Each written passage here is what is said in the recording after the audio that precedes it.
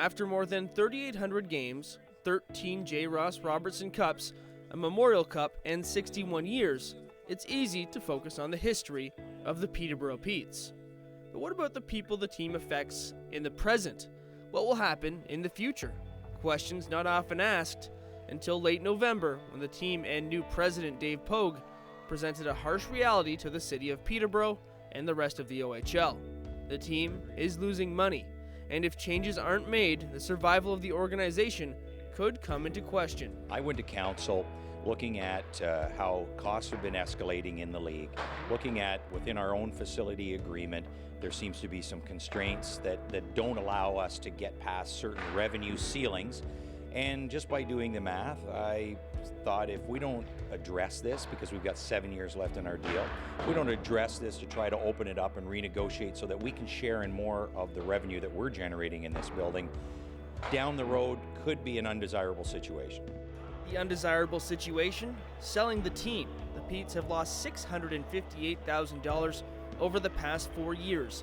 Last season they had the lowest average attendance in the OHL, and they pay close to $1 million to the city annually.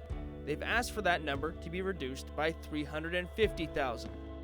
The city considered and countered with a $113,506 concession, and the issue was deferred to a later date, with the Petes planning to open their books to the city before negotiations moved along further.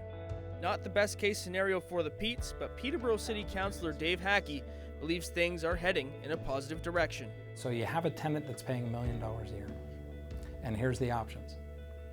Potentially, they pay nothing, and you go find a new tenant, or they pay $700,000. What's a better deal? You're dealing with a known quantity entity, and you're helping them out too. And it is a community. While they are a tenant, and they are a commercial tenant, they still are a community-based organization. And outside of that $1 million, the spill-off effect, who knows what it is? It's millions though. So it's a relationship. And it is. Right now it's a landlord and tenant relationship, and like I say, it's not uncommon for them to have bumps. 61 years, they've never come to the city that I'm aware of, and with an ask like this, so let's look at it and see if what warrants being done.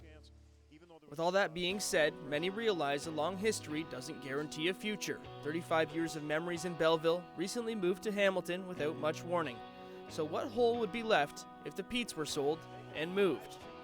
Without it, I don't know what this town would be like, you know, and then the same goes, I guess, nowadays for the Lakers in the summertime. What would the city be like without the maroon and white to look forward to? Just after 6 o'clock on this Thursday morning. Good morning, it's Pete OHLDay here with you. Fresh Mornings. Catherine coming in here shortly with another news update. I want to let you know, though, in sports, big game tonight as the Petes take on the London Knights. For OHL Tonight play-by-play commentator and local radio host Pete OHLDay, the franchise has essentially shaped his life.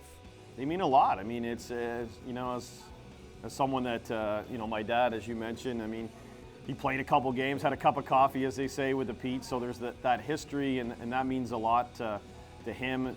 Him and I spent over 15 years traveling with the Petes and doing every game, so it's been a huge part of our lives. It's right from day one, you know, since he was a kid, he was at the first game, and then he's passed that along to me, and my kids now are coming down to the PMC when they can to pick up on it as well. So it is a big part of our lives, and hopefully always will be. Timer out in front, DeNoble shoots, he scores!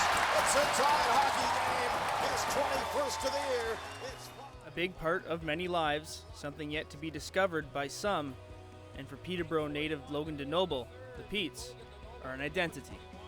When people think of Peterborough, the first thing that comes to mind is the Peterborough Petes.